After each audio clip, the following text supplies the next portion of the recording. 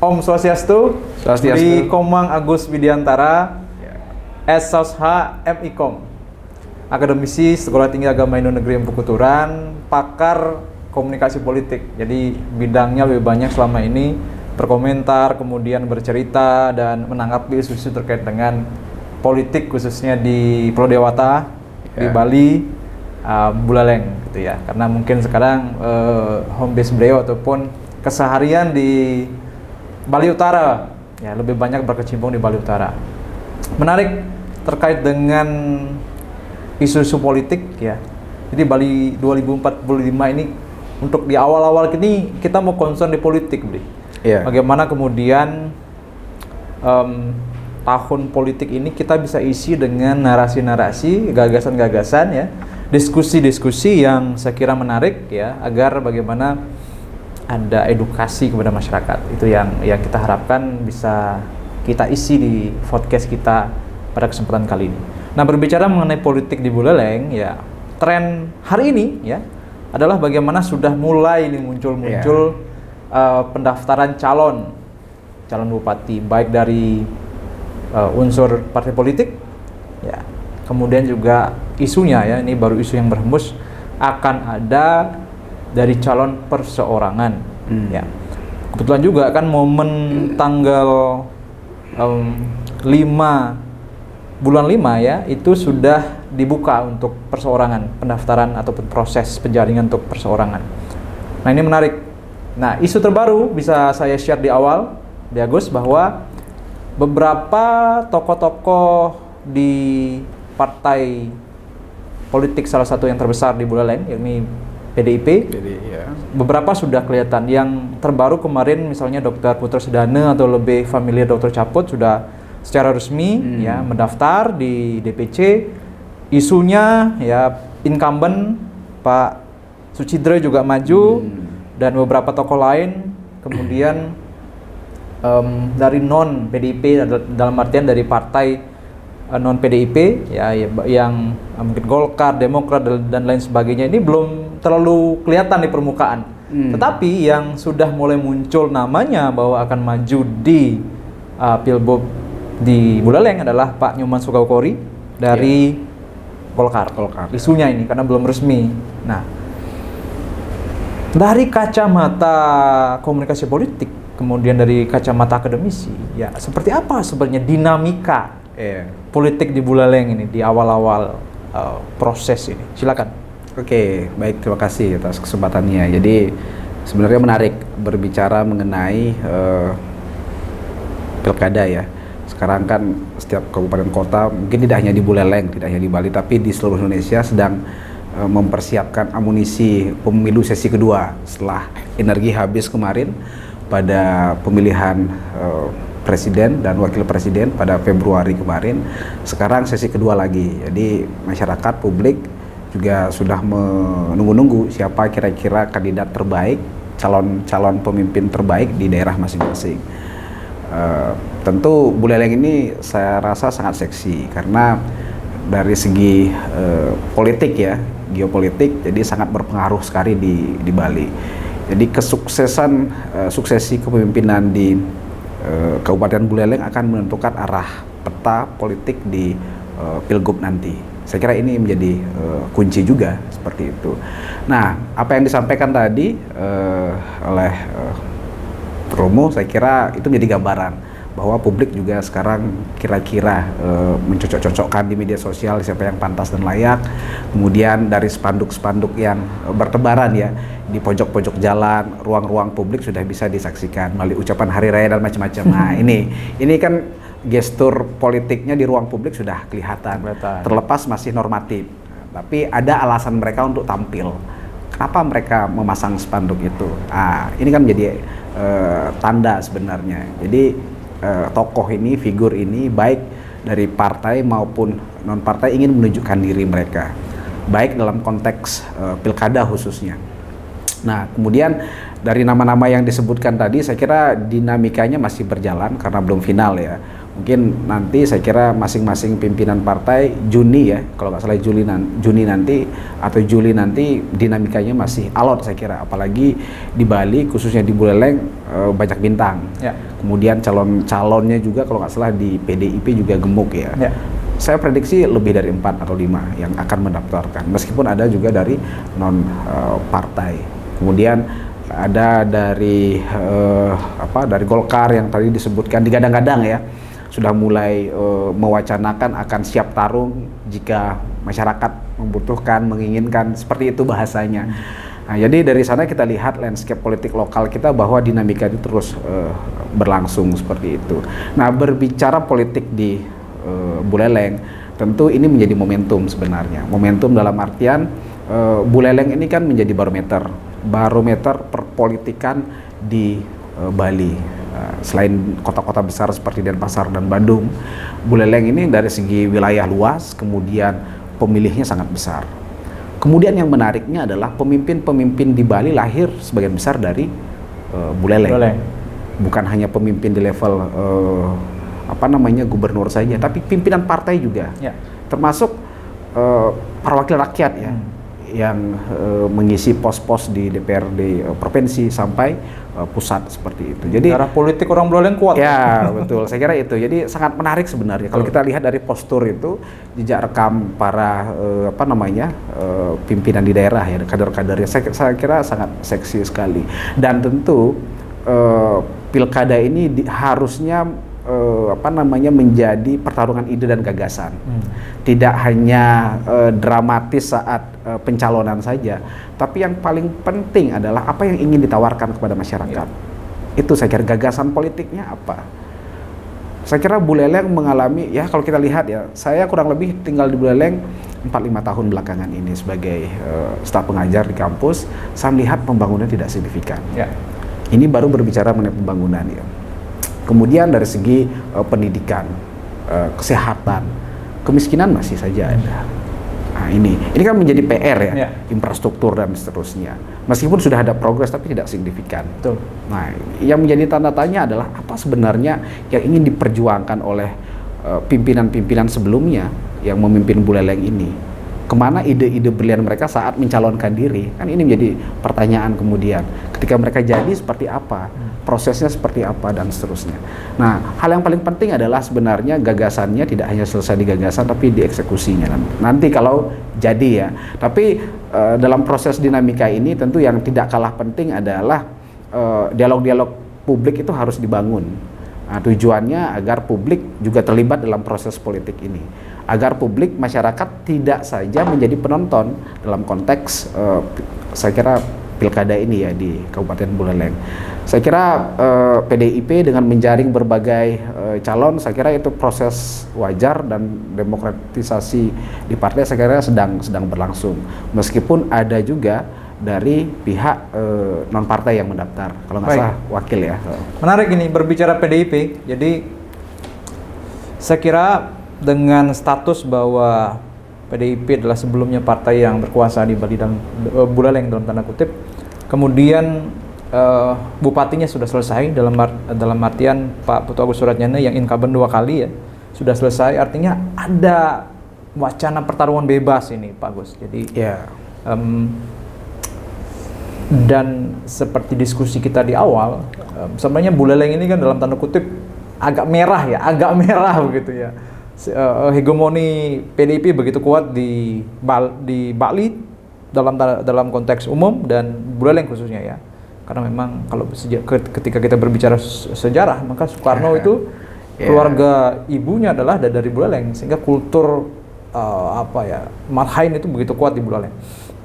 Sekarang memang belum bisa ditebak oleh masyarakat dan pengamat gitu. Siapa yang kira-kira diberikan rekomendasi oleh DPP dalam hal ini terkait dengan tokoh-tokoh. Tetapi saya sih tidak akan bahas lebih detail ya. Saya malah melihat bagaimana kemudian baik dari PDIP, baik dari non PDIP yang partai-partai di luar PDIP, baik dari perseorangan itu harus bisa menonjolkan figur yang kita harapkan itu seperti yang diskusi tadi, seperti yang beliau sampaikan tadi, bahwa kita membutuhkan figur yang peduli dengan sumber daya manusia misalnya. Ya, ketika kita berbicara tadi masalah SDM, tingkat indeks pembangunan manusia di Buleleng itu masih tergolong rendah, masih meskipun di atas nasional ya, tetapi jauh dari Denpasar dan Bandung yang menjadi parameter di masih 7,3 Mas. Ya, coba cek 7,3. masih selevel dengan Karangasem, Jembrana dan di tingkat itulah. Nah, ini kan PR ya. Bagaimana kemudian figur. Nah, Beli Gus selaku akademisi, gimana kira-kira figur yang gimana sih? Ya, yang diinginkan. Yang diinginkan, gitu. Yang juga mungkin bukan hanya diinginkan ya, tetapi figur yang tepat ya. Karena kita kan butuh right man on the right place gitu, orang tepat di tempat yang benar gitu loh. Jadi misalnya kalau Buleleng dengan PAD kecil gitu misalnya. Ketika dipimpin oleh seorang tokoh yang ketika dia familiar gitu, hanya bisa familiar dengan uang yang besar, kan ini susah gitu. Harus right man on the right place, saya kira. Siapa kira-kira sosok yang diinginkan dari kacamata akademisi? Oke, mungkin lebih ke ciri-cirinya. Ya. Sebelum ke sana saya ingin men-stressing bahwa tadi disampaikan Bali ini merah, Buleleng ini juga rada-rada merah juga. Meskipun suasana langit kita biru ya hari ini. Apalagi pas Pilpres. Kayaknya semuanya sudah biru sekarang. Jadi merah tidak mendominasi lagi sekarang. Itu bisa saja praktek-praktek Pilpres kemarin kalau diduplikasi pada pilkada belum tentu juga merah menang. Jadi ini jadi tantangan. Menarik ini. Masyarakat sudah cerdas gitu. Jadi platform partai ideologi itu bukan menjadi hal yang menjadi daya tarik hari ini. Tapi tadi disampaikan personalitas, kemudian ketokohan, figur itu yang sekarang menentukan. Kemudian platform partai. Nah, itu. Nah, berbicara mengenai ciri dan karakteristik, tentu matriksnya beragam. Ya. Kalau kita berbicara dalam konteks agama, mungkin ruang lingkupnya pasti menggunakan sudut kacamata agama. Misalnya dalam konteks kepemimpinan, ada Astabrata di sana. Tentu kalau berbicara Astabrata terlalu ideal bagi pemimpin kita hari ini. Dan mungkin sangat jauh sekali. Kemudian kalau kita amati belakangan ini, masyarakat dengan tipologi masyarakat sekarang ini kan sukanya minta bantuan ya, kemudian bansos. Ini populis lah. Ya, jadi pemimpin-pemimpin yang bawa duit ke daerahnya yang disukai. Betul. Yang suka membantu masyarakat, show up kan seperti itu dengan dana yang miliaran rupiah, kemudian dengan berbagai atas nama regulasi, aturan, kemudian atas nama keberpihakan kepada masyarakat dan lain sebagainya. Oke, terlepas dari itu, saya kira dalam konteks distribusi bantuan saya kira itu baik selama sudah dengan aturan dan tidak melanggar dan tidak berlebihan. Itu kata kuncinya. Kemudian yang kedua, berbicara figur, tentu yang pertama ya harus ngerti masalah. Masalah dulu dong. Kalau nggak ngerti kan repot juga. Betul. Bagaimana bisa melahirkan solusi kalau nggak ngerti masalah? Harus clear loh, paham masalah. Masalahnya apa? Masalahnya apa? Kemudian nanti solusi. Solusi saya kira nanti bisa lahir dari pemimpin itu sendiri, atau bisa lahir dari tim-timnya, kan banyak. Ada tim suksesnya, ada dari tim-tim di pemerintahan, dari akademisi dan lain sebagainya. Nah, kemudian jejak rekam. Kemudian jejak rekam ini kemudian menjadi penting. Selama ini masyarakat menilai salah satu indikator orang layak memimpin kan melalui jejak rekam, kapasitas, kemampuannya. Tidak hanya sekedar pandai berretorika ya hari ini ya. Jadi masyarakat kita kan tidak suka sebenarnya model-model kepemimpinan yang banyak bicara, tapi lebih take action ya, memberikan contoh, panutan dan konkret seperti apa. Saya kira itu pertama, paham masalahnya, dia memiliki pengetahuan yang cukup. Kemudian jejak rekamnya harus clear. Kemudian ya tentu memiliki bisa menjadi contoh ya, panutan. Masalah etika ini kan penting. Masalah karakteristik, gaya komunikasi hari ini. Kita lihat gaya-gaya komunikasi politisi semakin kesini kan semakin cair ya. Kalau masih ada calon yang masih gaya komunikasinya eksklusif, ya saya kira susah juga rakyat mau berkomunikasi kalau ditutup dan seterusnya. Kita butuh gaya kepemimpinan yang asik, menarik dan dua arah. Jadi komunikasi yang sifatnya tidak satu arah ya. Jadi harus dua arah. Lebih banyak mendengar. Itu kemudian yang tidak kalah penting tentu memiliki kapasitas jejaring ya. Jejaring tidak hanya di lokal, nasional, bahkan internasional. Saya kira itu penting. Dan yang paling penting lagi dari semua itu adalah tentu kepemimpinan di atas rata-rata ini. Kita menginginkan adalah kepemimpinan dari setiap tahun ini pasti ingin meningkat. Ya. Pemimpin yang lahir di Buleleng tahun ini harus lebih baik dari kepemimpinan berikutnya. Standar kepemimpinan terbaik itu harus terbaik dari apapun yang diwariskan dari yang sebelumnya. Ya. Kalau pemimpin sebelumnya bisa melahirkan 10 produk minimal ini 11 atau 12 produk. Kalau yang dilahirkan kebijakan ekonominya baru 7, 8 misalnya tahun lalu, mungkin tahun ini bisa 9, 10. Jadi harus di atas rata-rata. Sehingga kualitas kepemimpinannya mengalami tren kenaikan. Nah, selama ini yang tidak ada yang mencoba untuk mengkritik secara langsung, memberikan saran lah. Masukan. Selama ini kan gitu-gitu saja. Saya heran ya dengan Buleleng. Penduduknya banyak, kemudian banyak pemimpin yang lahir di sini, masyarakatnya kebanyakan di ruang publik ya. Saya melihat adem ayem. Seolah-olah ya. Buleleng ini nggak ada masalah. Nggak ada masalah. Padahal masalahnya banyak. Masalahnya banyak. Aneh kan? Ya. Ruang publik itu tidak dibangun. Tidak dibangun. Ruang publik, ruang dialog itu nggak dibangun. Ya. Atau jangan-jangan sengaja didiamkan. Betul. Kalau kita berbicara dalam konteks demokrasi itu harus noise, harus gaduh. Prinsip demokrasi itu gaduh. Nah, nanti kegaduhan itu bisa diurai ketika ada voice, ada suara. Siapa yang bersuara? Tentu masing-masing pimpinan partai kah, pimpinan di daerah kah, atau pimpinan organisasi yang menyuarakan, memberikan saran masukan. Memang harus gaduh. Aneh ketika semuanya itu dikondisikan. Ketika kegaduhan ini kan berangkat dari masalah ya, faktanya apa, datanya apa. Nah, jadi diskusi kita di ruang publik yang paling sederhana di media sosial itu berangkat dari fakta dan data harusnya ya. Jadi diskusinya tidak sekedar menjelekkan ya, tapi diskusinya juga harus naik kelas. Faktanya apa? Faktanya apa? Misalnya masalah kemiskinan kita, masih ada loh orang miskin, masih ada loh orang yang susah makan, masih ada yang susah mengakses pendidikan loh. Ini di Buleleng loh. Dengan kepemimpinan yang sudah lama sekali, dengan sejarah yang luar biasa, potensi sumber daya alam yang luar biasa, kok masih ada masalah-masalah seperti itu. Nah, ini kan tentu harus menjadi perbincangan di ruang publik. Nah, belum lagi peran partisipasi politik anak muda ya harus masuk, Gen Z. Karena apa? Karena mereka yang mendominasi hari ini. Nah, menarik masalah Gen Z ini. Masalah Gen Z, milenials, anak muda tampaknya menjadi keyword yang intens dari Pilpres, Pileg, kemudian di Pileg banyak tokoh-tokoh muda, banyak pemimpin-pemimpin muda yang muncul, yang lahir gitu, termasuk juga Pilkada, Bre. Jadi saya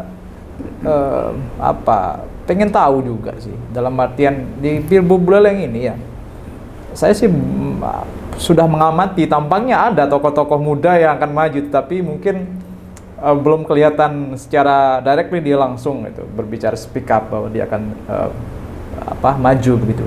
Tapi dengan demografi penduduk di mana datanya juga kan Buleleng masih tetap mayoritas adalah Gen Z millennials ya. Sesuai data dari KPU menjadi mayoritas karena memang usia produktif gitu ya.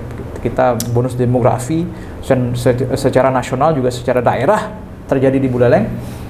Nah, apakah mungkin ataupun apakah ada kira-kira ya tokoh muda yang akan maju di Buleleng seperti apa kira-kira? Ya ada saja pasti. Jadi, kalau diadakan ya. Kalau nggak diadakan ya nggak mungkin susah. Ini tergantung sekarang tokoh-tokoh muda ini mau tampil atau tidak. Nah, itu yang pertama. Dia merasakan kegelisahan tidak terhadap daerahnya ya.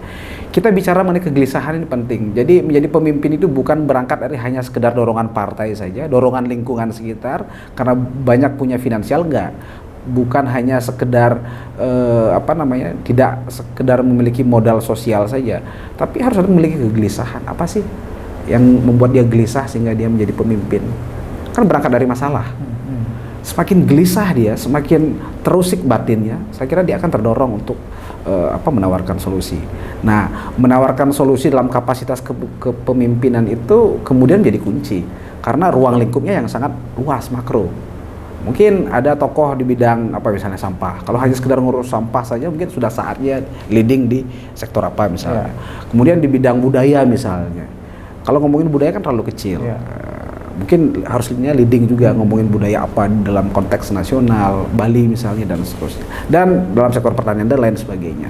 Nah, berbicara kepemimpinan saya kira anak-anak muda juga harusnya sudah mulai tampil ya, diskusi, membangun dialog-dialog, kemudian menciptakan iklim demokrasi lokal yang semakin terbuka ya, inklusif. Investasi sosial lah kan. Ya, itu. Kemudian ya ini yang tidak kalah penting kalau kita cermati, sekarang kan wakil presiden kita kan muda ini. Ya, betul. Ini sebenarnya di momentum ke daerah. Saya meyakini bahwa konteks kepemimpinan nasional itu akan berubah. Ya. Baik dari konteks pemerintahan maupun sektor swasta. Karena role modelnya ada. Wakil presiden sekarang muda loh. Ya. Usianya 35, 36 ya. Sudah bisa menjadi wakil presiden, bisa menjadi bupati dan seterusnya di daerah-daerah lain ya. Nah, ini bahkan politisi sekarang umurnya 20-an ada 20-an. Di beberapa daerah di Indonesia. Ini kan sangat-sangat potensial. Karena masalah yang dihadapi tidak hanya tua saja, tapi masalah muda juga banyak. Ini masalah-masalah muda atau tua bukan persoalan usia ya, tapi perspektifnya akan berbeda. Perspektifnya, sudut pandangnya, kemudian bagaimana dia akan menguraikan masalah. Yang menjadi pertanyaan adalah masyarakat memberikan kepercayaan nggak untuk anak-anak muda. Ini kan masalah trust ya. Kalau memiliki kepercayaan harus diberikan ruang untuk pembuktian. Selama anak muda ini memiliki kapasitas, jejak rekam yang jelas, itu kontribusi yang jelas untuk Buleleng. Ini harus dikawal memang. Dan butuh energi yang cukup besar, logistik, kemudian dari sosial, kemudian jaringan dan seterusnya. Ya, menarik berbicara pemimpin muda karena sekiranya dalam sejarah Buleleng belum pernah memiliki calon dari kalangan muda, range 30-40 itu belum pernah muncul. Kita harapkan di Pilbub Buleleng 2024 ini muncul. Dan kita menantang. Ya, kita menantang nih tokoh-tokoh muda. Waktu masih ada. Silakanlah lobby ke partai politik, apakah maju perseorangan atau kan? beli Purnomo maju. Waduh, kita kan abdi negara ini. Jadi tampaknya susah kan. Kita main komentar-komentar kayak podcast ini aja lah. Ngompori ya. Ngompori. Jadi kami berdua ngomporin sebenarnya dan kita lah beli. Jadi bagaimana anak-anak muda ya, pemimpin muda itu speak up, muncul, berbicara. Investasi sosial ya, turun ke masyarakat, mainkanlah medsos ya kan? Iya. Ketika Anda sekarang gampang sekali untuk harus main medsos gitu. Penting rajin buat konten, kemudian turun ke masyarakat. Karena masyarakat saya amati ya, jadi riset sederhana bahwa masyarakat masih suka yang pemimpin populis. Masyarakat yang diinginkan masyarakat adalah pemimpin itu hadir di tengah-tengahnya dia. Ya, mendengarkan, minimal belum ngasih solusi nih. Minimal dia dengerin dulu apa masalahnya masyarakat ya.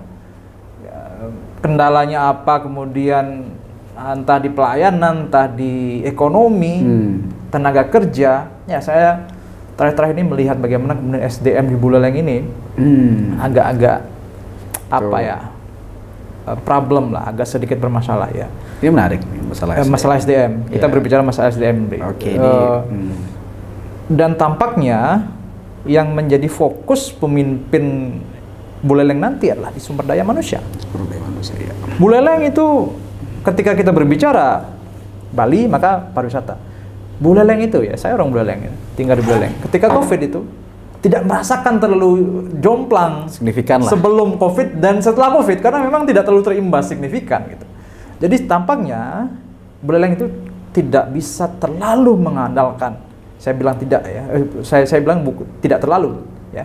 Bukan berarti tidak bisa mengandalkan ya. Tidak terlalu bisa mengandalkan sektor pariwisata seperti di selatan yang kulturnya agak berbeda. Ya. Dan tampaknya pemimpin di Buleleng nanti harus melihat adalah bagaimana sumber daya manusia. Betul. Seperti Singapura misalnya. Ya. Lee Kuan Yew ketika awal-awal pindah atau berpisah Singapura dengan Malaysia itu kemiskinan luar biasa. Ya. Singapura tidak mau melepas karena daerahnya, tetapi di tangan Lee Kuan Yew seorang pemimpin yang visioner, ya, figur. Nah, ini figur kan. figur Lee Kuan Yew itu mampu kemudian mengangkat Singapura seperti sekarang ya. Nah, perspektif dia gue seperti apa? Iya. Berbicara SDM saya kira menarik karena ini juga menjadi persoalan yang tidak hanya di negara berkembang ya seperti Indonesia, tapi bahkan negara maju juga masih mengalami hal-hal krusial juga masalah SDM. Nah, berbicara Bali tentunya harusnya Bali sudah running masalah SDM karena kalau dilihat dari luar Bali itu sangat mewah sekali. Di tengah kemewahan, di tengah kekayaannya ternyata masih banyak kemiskinan, masih banyak orang yang tidak bisa mengakses pendidikan dengan layak atau inklusif. Tentu ini menjadi tantangan. Modal terbesar di Bali pada akhirnya bukan di potensi alamnya, bukan di pariwisatanya, tapi di manusianya pada akhirnya. Budaya, agama, dan turunannya akan eksis kalau SDM-nya survive.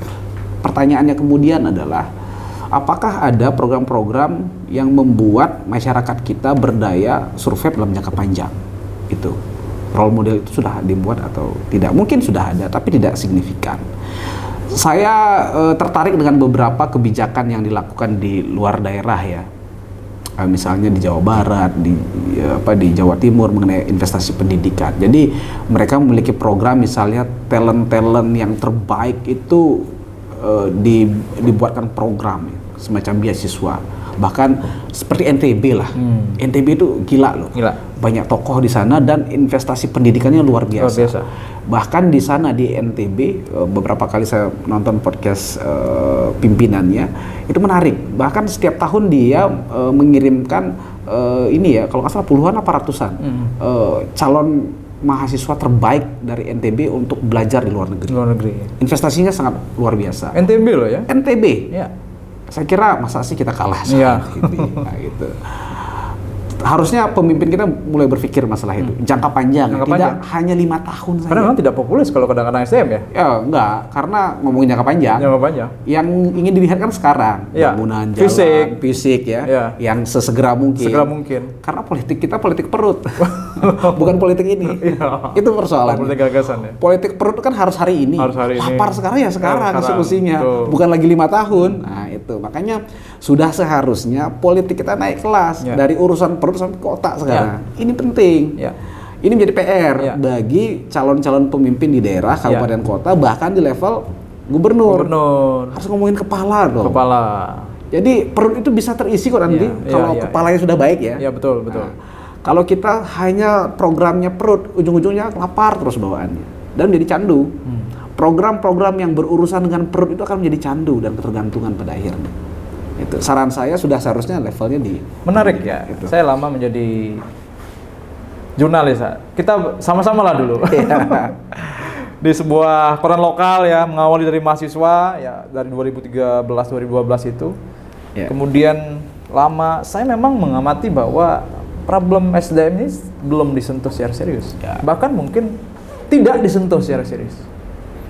Tugas tambahan saya sekarang kan bagaimana menjadi Dewan Pendidikan ya. Saya berkeliling ke daerah-daerah ya, ke desa-desa, ke kecamatan-kecamatan. Jangankan berbicara program-program yang visioner ya, untuk pendidikan saja yang dasar, yang menengah. Ini kita masih fasilitas ya. Jangan ngomong guru yang berkualitas dan sebagainya, fasilitas saja ya. Itu kan bagaimana sebuah kebutuhan pokok ya. Base dasar yang harusnya clear itu masalah. Belum lagi misalnya saya amati ya, orang Buleleng ini seperti kulturnya tidak mau melanjutkan ke perguruan tinggi.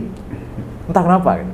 Itu salah satu yang berkontribusi juga karena berbicara indeks pembangunan manusia, dia harus bagaimana progresi terkait dengan pendidikannya.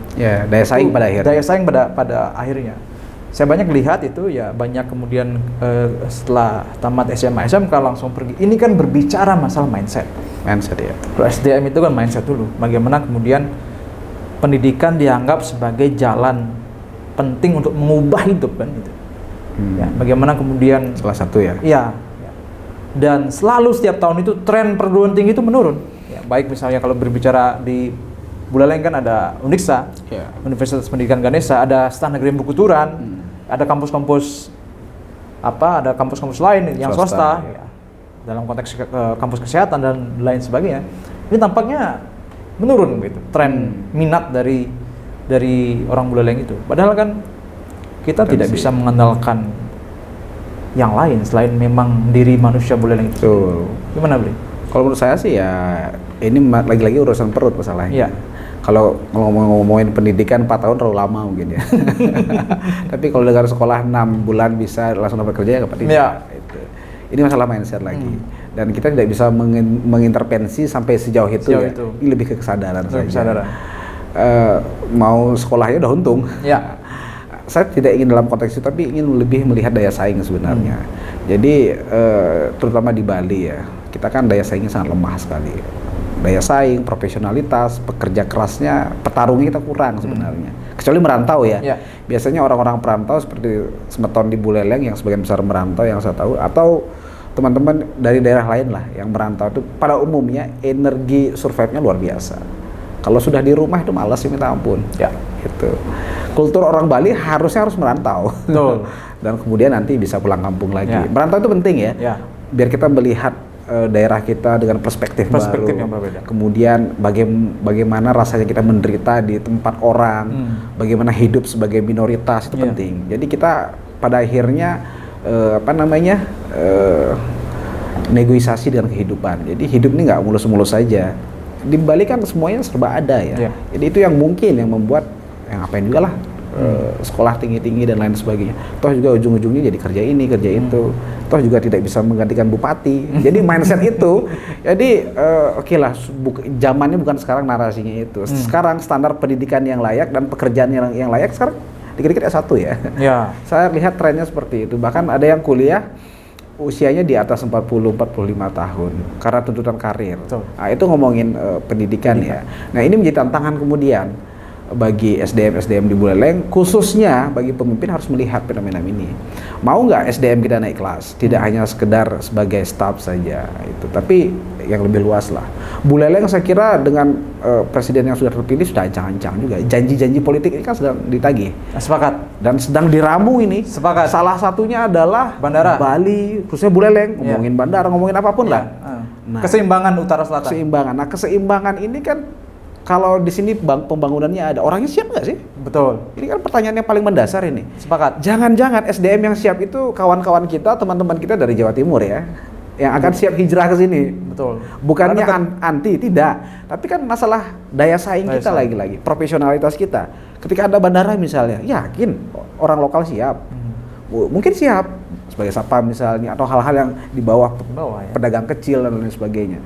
Di top manajemen seperti apa? Di pekerjaan-pekerjaan lebih profesionalitas di bandara seperti apa, pelayanan, servis dan seterusnya.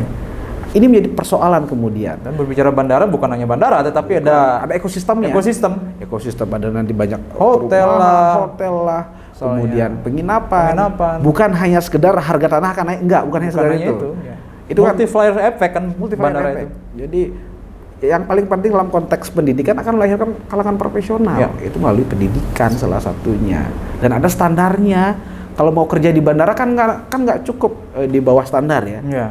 Kalau ada minimal lah. Ada pendidikan minimal, tapi kan pekerjaannya mungkin biasa saja. Kita kan menginginkan putra-putra daerah ini kan show. Mereka yang mengisi kan. Iya, itu harapannya. Menarik, dan itu adalah PR dari calon-calon ya, seperti topik kita ya mengenai Pilkada di Buleleng. Calon-calon itu harus melihat proyeksi itu di masa ke depan itu. Dan yang paling penting, Gen Z ini harus didengar gitu. Dan Gen Z juga harus bersuara. Itu paling penting. Jadi seperti podcast ini kan hanya satu kanal saja. Kita butuh banyak kanal untuk mengingatkan para calon. Siapapun jadi ya. Jadi saya tidak tertarik siapapun yang jadi, tapi yang saya tertarik adalah dia bisa mendengar nggak suara-suara ini. Kita butuh kepemimpinan yang mendengar, bukan hanya didengar saja. Tidak hanya dari atas ke bawah, tapi dari bawah ini juga harus dengar. Itu karena keberlangsungan ya. Ini menjadi kunci ke depannya untuk Buleleng agar setara lah, biar imbang. Nah, ketidakberimbangannya di sini bukan hanya persoalan pariwisata, tapi masalah SDM. Sayangnya orang-orang top Buleleng itu pada akhirnya larinya ke selatan semua. Atau keluar. Nah, itu orang pada akhirnya mereka ke Buleleng pulang kampung hanya untuk urusan ritual saja atau sembahyang. Jadi kita tantang dalam podcast ini juga orang-orang Buleleng yang punya potensi di ibu kota Jakarta, di sana di Jawa, di luar negeri, ayolah pulang bangun daerah Anda kan. Harus ada diaspora. Diaspora Buleleng ini penting. Diaspora Buleleng penting, betul. Sekarang saya lihat orang-orang Buleleng kan di mana-mana ya, Di mana-mana. top-top juga. Harusnya mereka difasilitasi, dan ini menjadi tantangan juga. Pemimpin daerah ke depannya siapapun itu harus memfasilitasi ide-ide brilian dari diaspora. Tidak dilepas begitu saja. Menarik nih. Ini harus ada hub-nya. Hubnya. Kalau di anak-anak muda harus ada hub untuk anak muda, hub untuk diaspora. Ide itu diramu dari sana. Saya yakin pemerintah tidak bisa menyelesaikan semua masalah. Betul. Jadi pemimpin daerah kan bukan dewa kan. Jadi harus kolaborasi. Jangan sentimen dengan masyarakatnya. Jangan memandang masyarakat tuh nggak tahu apa-apa. Ya kan salah. Sekarang semuanya sudah berpendidikan. Dari konteks Semua sudah bisa dari diakses. konteks tadi itu saya jadi punya sebuah tesis ya. Sebuah tesis bahwa tampaknya menjadi pemimpin itu tidak harus pintar. Nggak harus. Tetapi Pintar harus mau nggak mendengar. cerdas juga. Cerdas harus tidak, cuman kan ini bicara Ya. pintar ya. Pintar itu beda sama cerdas. Ya pemimpin harus cerdas, tetapi tidak harus pintar. Tetapi dia harus mau mendengar. Dan ide tadi itu menarik, bagaimana kemudian pemimpin kita yang mengakomodasi suara diaspora dari luar luar Buleleng. Itu tanpa melihat ibu kota. tanpa melihat itu tim suksesnya atau enggak. Betul. Itu. Iya. Selama ini kan yang didengar hanya tim sukses Tim doang. suksesnya. Emangnya warga di sini hanya tim sukses doang? Iya. Kan ini menjadi persoalan. Ujung-ujungnya tim suksesnya yang sukses, calonnya nggak sukses. Dan gini, kadang-kadang ya mental pemimpin kita masih terikat sama tim sukses. Dia terlalu terlena dengan omongan tim sukses. Yang dipimpin itu bukan hanya tim sukses, tapi warga Buleleng atau Bali secara umum. Yang sekarang sudah hampir mungkin 700.000 lebih. Jadi menjadi pemimpin itu bukan hanya di kelompok kecilnya saja. Mungkin kelompok kecilnya yang mengantarkan kemenangan ya. Ketika dia menang, dia akan menjadi matahari loh. Dia akan menyinari semua. Kan nggak hanya menyinari bonsai doang kan, atau menyinari pohon-pohon tinggi aja. Pohon-pohon kecil juga harus disinari. Termasuk orang yang tidak suka sama dia harus disinari. Itu filosofis kepemimpinan ya. Dan ini menjadi catatan penting. Saya kira seperti itu. Oke, menarik ya tentang kepemimpinan, dan tampaknya calon-calon yang mendengar podcast kita, dan saya yakin didengar, Ya harus. itu bagaimana beberapa titik poin ya dari concern publik harus diperhatikan, kemudian fokus sumber daya manusia, dan memang harus kita yakini bahwa kadang pemimpin itu tidak lahir karena dia dibutuhkan, tetapi memang karena dia harus hadir menyelesaikan masalah di masyarakat. Menyelesaikan masalah. Betul. Dan ini saya harapkan orang-orang Buleleng ya, ketika dimanapun berada, speak up ya, berbicara agar pemimpin yang sekarang mungkin kita sudah bisa prediksi dari mungkin di bawah 10 orang ya, mungkin 4-5 orang yang akan jadi gitu calon, karena tampaknya dari perseorangan akan sedikit berat. Ya sangat berat. Prosesnya sangat panjang, dengan persentase harus mengumpulkan 6,5% sampai 10% dari total DPT. Itu KTP sangat ya. Dan harus ada verifikasi faktual, benar enggak yang KTP itu dia mendukung. Tampaknya agak berat, akan sangat berat. Tampaknya kita masih akan melihat pemimpin di Buleleng itu dari kalangan partai politik. Dan suara-suara tadi harus didengar.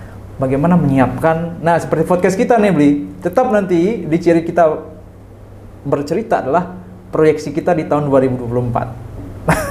Menarik. 45. Oh sorry, 2045. Sorry. 2045. Bagaimana kemudian Buleleng di tahun 2045? Seperti apa proyeksi Agus Widiantara? Mungkin terlalu jauh ya. 45 ini masih sehat nggak saya? Waduh, masih di usia produktif. Ya, jadi 2045 ini proyeksinya untuk Buleleng ya. Jadi harapan ini lebih ke harapan sebenarnya. Kalau saya berbicara harapan tentu yang positif ya, positif untuk Buleleng, maju setara lah. Kita butuh egalitarian ya, dari konteks pembangunan ya, harus egaliter sama dong. Apa yang dirasakan oleh Bali Selatan hari ini harusnya juga dirasakan dalam konteks kesejahteraan. Semua akses layanan-layanan publik itu tidak tebang pilih, semua harus bisa menikmati. Karena itu hak masyarakat dan negara wajib hadir di sana dengan berbagai infrastrukturnya. Itu. Kemudian mengenai suksesi kepemimpinan, saya kira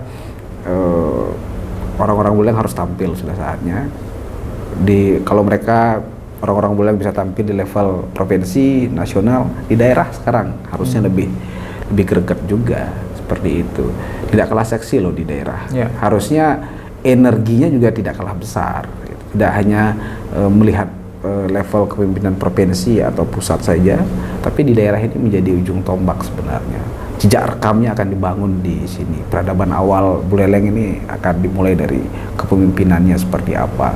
Saya kira kalau Buleleng sukses melahirkan kepemimpinan yang diinginkan ya, yang seperti tadi bisa menyelesaikan masalah. Kata kuncinya itu, apapun latar belakangnya putra daerah ya harus bisa menyelesaikan masalah. Kata kuncinya itu. Saya kira Indonesia emas, Buleleng emas itu tidak jadi angan-angan lagi.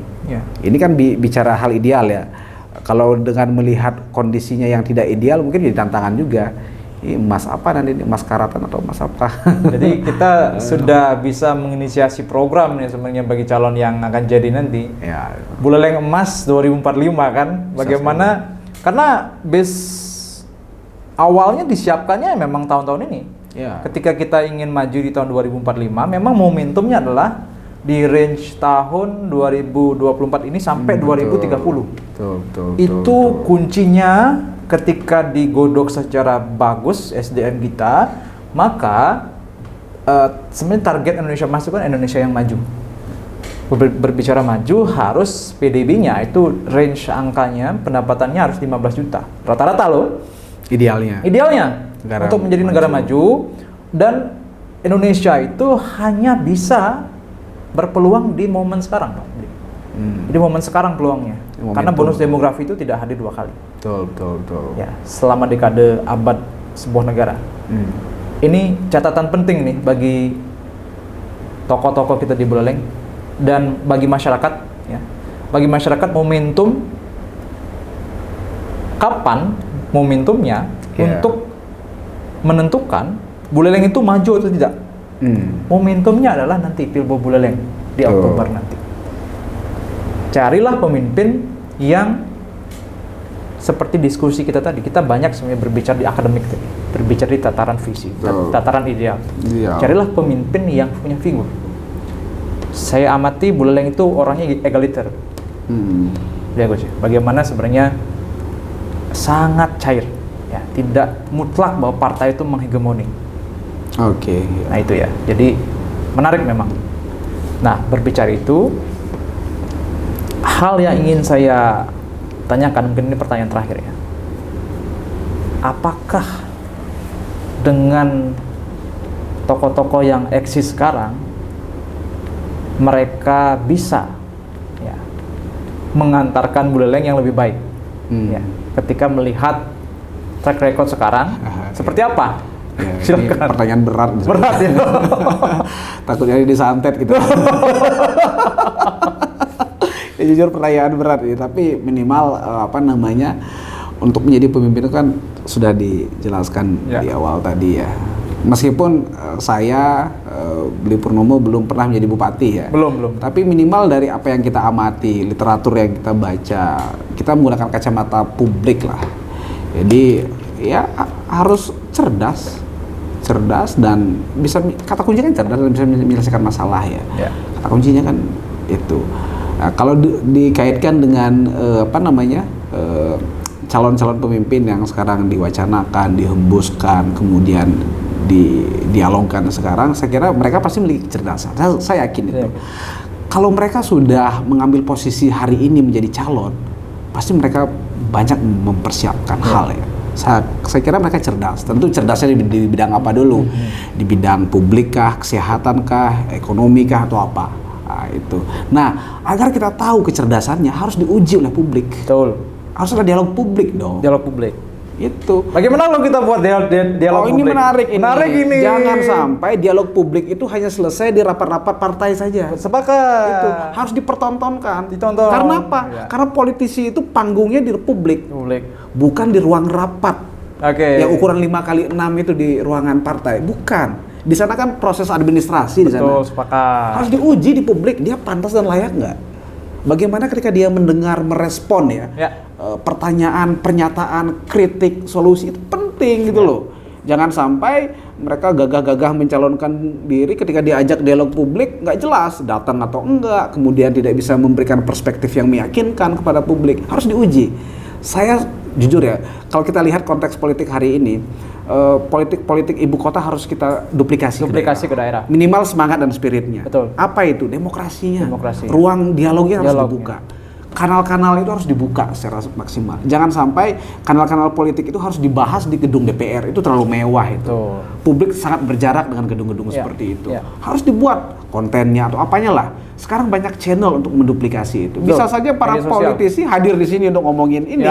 Jangan sampai mereka hanya terlalu banyak di internal saja, lobby sana lobby sini. Ya, itu penting di internal, tapi di eksternal harus menunjukkan taring mereka, kapasitas itu harus dibangun. Bagaimana kalau kita tantang itu? Kita buatkan forum, menghadirkan tokoh-tokoh, kita undang dari semua yang kira-kira maju, yang memiliki keinginan, dan memang kita lihat kan juga memang elektabilitas ataupun popularitasnya. Kita undang, kita adu gagasan di sana. Adu gagasan. Kamera saya mana? Yang ini ya? Oke, saya tantang tokoh-tokoh politik nanti untuk hadir di diskusi publik kami ya, Bali 2045. Siap fasilitasi lah. Dan beliau, saya tahu beliau sekarang menjadi direktur Menjangan Institute ya, sebuah diskusi kanal komunikasi politik publik begitu. Jadi kita akan membuat sebuah diskusi publik bagaimana diskusi yang tidak tertutup, tapi terbuka untuk masyarakat bisa disaksikan ya. Di sana kita adu gagasan kita. Jadi politik gagasan. Politik gagasan. Oke. Nah, menarik. Mungkin terakhir Bi, ya, penutup diskusi kita pada podcast kali ini ya. Buleleng dengan sejarah panjangnya pernah menjadi ibu kota Sunda kecil, Singaraja, menjadi pusat pemerintahan di Bali, NTB, NTT ya. Kemudian bergerak di Orde Lama, Orde Baru, Reformasi, bergejolak sedikit, kemudian era modern saat ini. Saya melihat sebagai orang Buleleng asli ya, kita sebenarnya menginginkan sekali sosok figur pemimpin yang memang ideal, pemimpin yang tidak pada umumnya, dalam tanda kutip, pemimpin yang hanya menjalankan formalitas dia sebagai pemimpin, dan jadi bupati. Kita membutuhkan pemimpin yang kerjanya ini ekstra luar biasa, karena tugasnya berat ketika ingin mau buat Buleleng itu maju. Betul, ini penting. Dan itu momennya di Pilgub Buleleng nanti. Seperti apa? Kalau saya melihat gini, ini menarik ya. Jadi menjadi pemimpin itu kerjanya harus seperti pemimpin. Ya. Gitu. Karena ada yang pemimpin tapi gayanya kayak bos. Itu beda loh, bos sama pemimpin itu beda. Sepakat. Leadership itu beda loh. Jadi leadership itu dia pasti mengawal dari awal sampai akhir. Bahkan dia paham hal-hal teknis. Tidak hanya ngomongin strategi saja, tapi paham dia. Hal remeh-temeh itu dia paham. Bukan hanya hal makro saja ya, hal-hal mikro juga harus paham. Itu. Jadi harusnya kesana ya dalam konteks kepemimpinan. Jadi gagasannya tidak hanya sekedar gagasan sih, tapi memang itu dari hal-hal kecil itu. Nah, kemudian yang tidak kalah penting juga adalah ini kolaborasi semua. Ruang-ruang terbuka ini harus kita buka seluas-luasnya. Karena kepemimpinan tertutup itu sudah nggak zaman lagi. Ini channel-channel kan sudah banyak ya. Sekarang publik bisa bersuara apapun. Apalagi publik sekarang makin cerdas, mengkonsumsi informasi sesuai dengan fakta dan data. Ini ada fakta dan data. Kata kuncinya itu fakta, data. Kemudian solusi bisa hadir dari manapun hari ini. Dan kepemimpinan harus memiliki kapasitas untuk memanajemen itu. Jadi solusi itu jangan salah, tidak hanya lahir dari pemimpin, tapi juga datang dari rakyat. Ya. Itu sudah banyak buktinya kok. Banyak komunitas, kelompok yang memang care dengan daerahnya. Itu. Dan itu harus difasilitasi oleh pemerintah. Sekali lagi itu. Jadi saya kira itu sih kata kuncinya. Oke. Koma Agus Widiantara, akademisi Staf Negeri Empu Kuturan, pakar komunikasi politik ya. Terima kasih sudah hadir di Bali 2045 podcast. Kita berjumpa kembali nanti di diskusi publik dengan institusi Bapak Menjangan Institute dan Bali 2045 siap mengabarkan secara live ke seluruh pelosok kota, desa, sudut-sudut rumah masyarakat di Buleleng. Selamat diakses. Jadi bagaimana nanti diskusi itu bisa menghasilkan sebuah resolusi Ya. untuk Buleleng yang maju di tahun 2045. Terima kasih Bli. Siap. Saya tutup dengan Param Santi. Om Santi Santi Santi. Om Santi Santi Om.